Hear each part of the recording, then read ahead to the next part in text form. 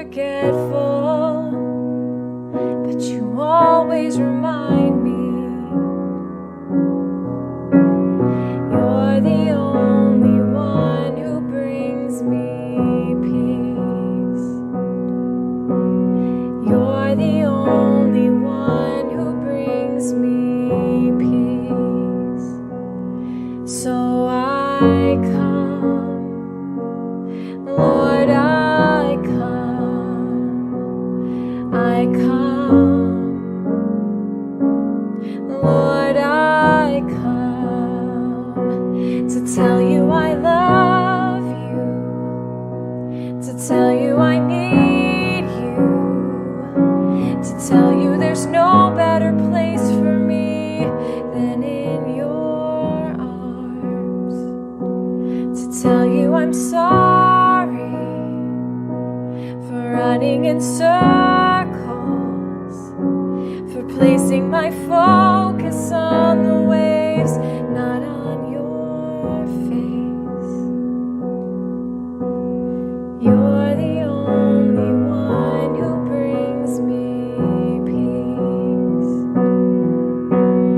You're the only one who brings me peace. I'm so forgetful, but you always remind me. You're the only one who brings me peace. You're the only one who brings me peace.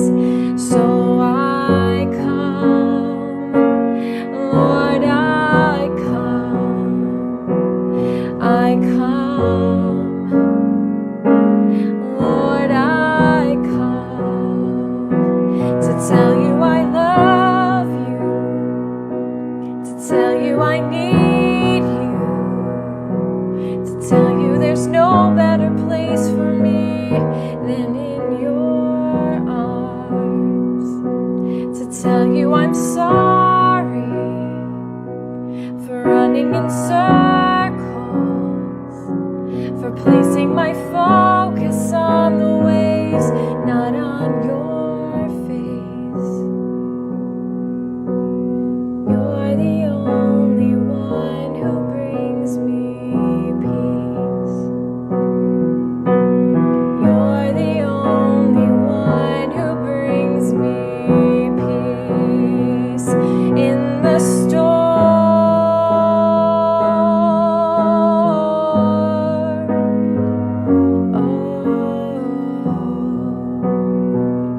In the storm.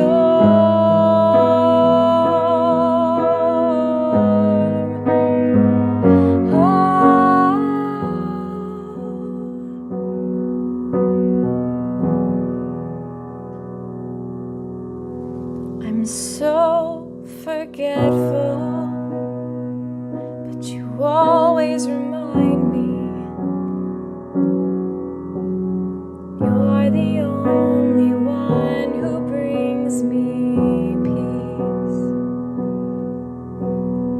You're the only one who brings me peace.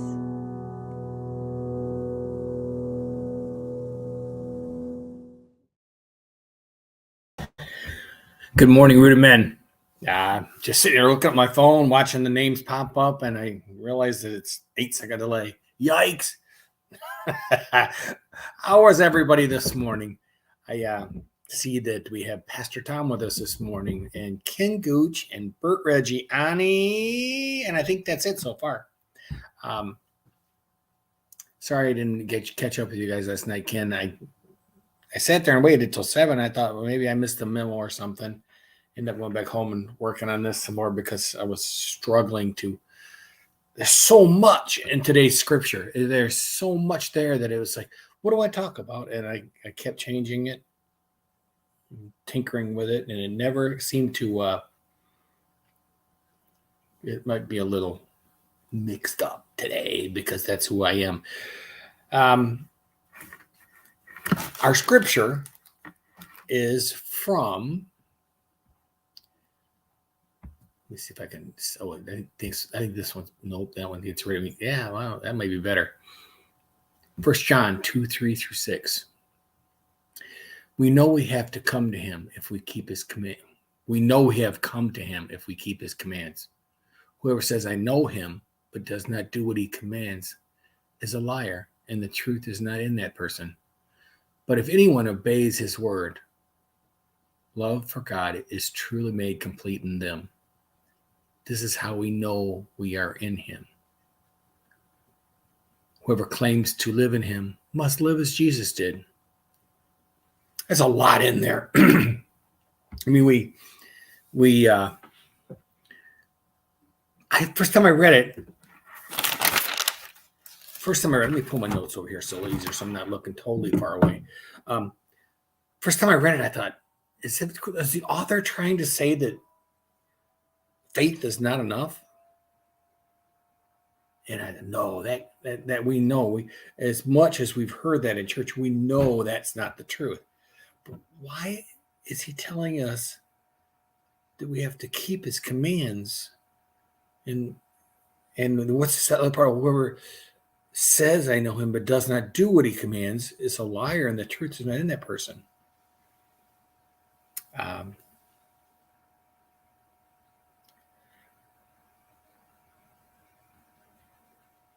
Two verses before that, he tells us that we have an advocate through our faith. I don't know about you, but I do know about myself. So I looked at it as a comparison of myself, and I go, what does that mean? I mean, what is faith? And the human thing for a lot of us to do is to say, well, how much faith is enough?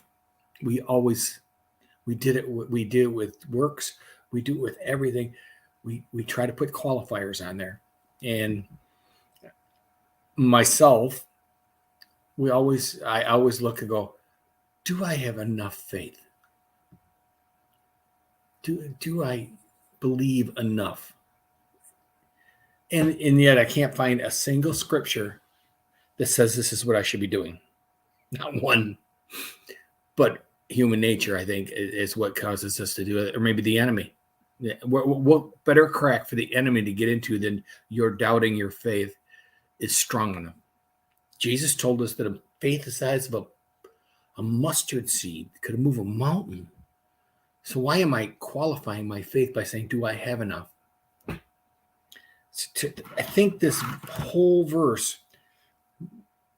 set of verses here, which is, there's so much here, you could probably do a study on each one of them, on the first all four verses. But Jesus in verse 3, and John in verse 3 writes that we keep his commands. And yet, so I look back on Jesus's commands, and the overwhelming majority of stuff written about Jesus' commands were, if you love me, you will keep my commands, right? And that was in John 14. But then he repeats it in John 15. If you are my friends, you'll do what I command. Love each other. As you love each other, as you love me, you will love each other. Maybe this verse is written to encourage us, not to condemn us. Maybe this verse is to give you that confidence that you're a child of God. Maybe this verse is really what we're looking for as humans, to comfort us that we are on the right path, or doing what we're supposed to be doing. In verse 4, he says, verse 4, whoever says I know him, but does not do what he commands is a liar, and the truth is not in that person. If you claim to have faith, you claim that you follow Jesus and you love Jesus and he saved your soul, but then you're living a life that's totally completely different than what you would expect a Christian to live, are we lying to ourselves then? Maybe are those just empty words, hollow, a clanging gong? I think I've heard before. In Titus 1:16, he says, he even wrote about people. He says they profess to know God, but they deny him by their works. So it wasn't the works that were required, but the works they were doing denied Jesus.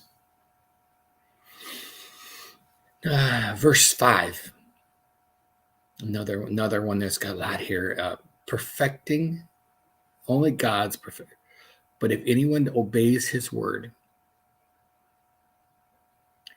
love for God is only made complete in them. And this is how we know we are in him. I reminds me of what is perfecting of love, or what made perfect? What does that mean?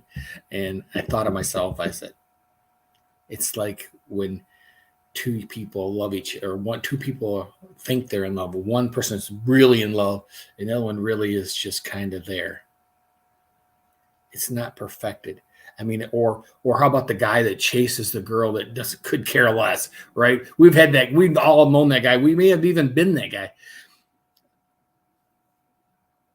The girl's not interested, but he is head over heels and totally gone, and he is doing everything in his power to get her attention, like sacrificing his son. Think about God that way. He is constantly pursuing us. And are we that person that's just ignoring him and turning a blind eye until we reciprocate that love? Maybe love isn't perfected. God's love is perfected. He's doing his part. Are we doing ours? And then in verse 6, the one that's most scary of all of them for me, whoever claims to live in him must live as Jesus did. Wow. Yeah, there's no pressure there, right? Perfect, sinless man, went through the countryside healing people and performing miracles. Wow, there's a lot. That should be scary for all of us, because who can hold up to that, right? John says, pattern your life after Jesus. I think Jesus wrote it, and I'm not sure the book, but ultimately you will obey what you love the most. I think he said it is, from where your treasure is, your heart will be also. If we love this world and we love partying and whatever, is that take away from our love for God? Do we love God more? And that's such a hard thing to answer. So what does it look like? What would it look like to live like Jesus did? And so I look at Jesus' life. His coming as a king was announced to shepherds in a field. Doesn't seem very kingly. He was born in a manger. Coming into Advent, this is a good time to look at the simpleness of his birth and how he was born and how he came to be.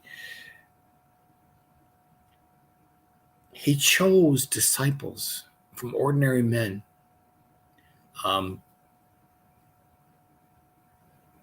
Fishermen, tax collectors. Tax collectors were not considered great men. He lived modestly, no home. Chose disciples. I'm trying to think what else there is. He walked through the countryside. And if you look at the way he healed, he didn't go into synagogues and heal sick Pharisees. He was with the people and the downtrodden. He chose a scorned woman to bring his message to the Samaritans.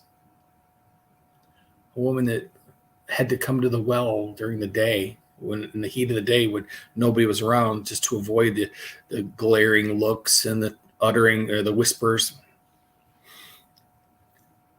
think these verses are written to encourage us as well as tell us that we're on the wrong track.